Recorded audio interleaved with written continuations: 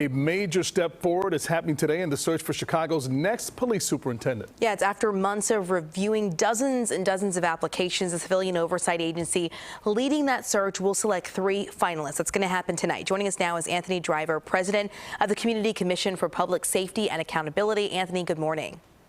Good morning. Good morning. Thanks for having me. So months have gone by. Now it's down to the wire. Can you tell us a little bit more about the vote tonight and how that voting process will work? Yeah, so tonight we will start an executive session or closed session at 3:30 at Kennedy King College on the south side. We will review last-minute supplementary information and background checks. From there, we'll try to reach a consensus, and then at 6:30 we will have a public meeting at the same location where we will publicly vote on the 3 finalists that will be sent to Mayor Johnson, and then follow that with a press conference. So you had over 50 applicants, correct? 54. 54. So what are some of the criteria that you're taking into consideration to whittle it down to the top 3 finalists for the mayor to choose from? Yeah, so our rubric and our criteria, which everything will be released publicly as well, so that the public, will have a chance to dive into that. But we, have over 100 hours of engaging with subject matter experts, law enforcement experts, 7 different community forums. So our rubric and our criteria was directly taken from the community, as well as experts. That's the criteria that we used to whittle it down for 54.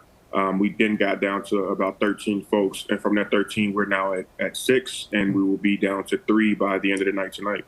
And this process, of course, started shortly after David Brown resigned back in March. So overall, can you tell us how the process has been? And then secondly, what are the experiences and backgrounds of some of these candidates that have applied? Yeah, so the process began on March 16th, which is the date that Superintendent Brown's resignation became effective. From there, by law, we had 120 days. And 120 days is actually tomorrow, so we are 1 day ahead of the deadline. As far as the applicants, there were 54 applicants. 6 were major chiefs or have experience as a major chief of another major city. 8 have experience as a chief of police in smaller cities. 23 are affiliated with the Chicago Police Department. We had a very diverse group of folks that represented about 12 states. We even had one person apply who was from another continent, from another country.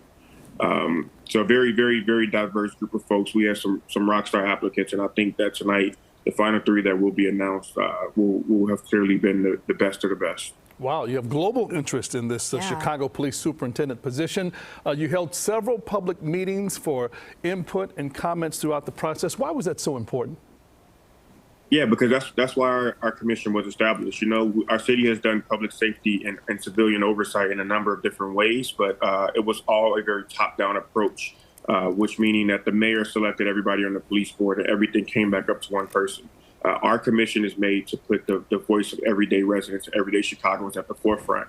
And I think that's what has been different in this process. So we talked to thousands of Chicagoans through those 7 community forums. The average attendance was about 175 folks. We had a virtual forum where about 300 people joined, but we also went above and beyond to make sure that we talked to about 65 different groups of Chicagoans that represent a number of different sectors like faith, labor, community, activist groups, you name it. We've tried our best to reach out to and be representative of the entire city.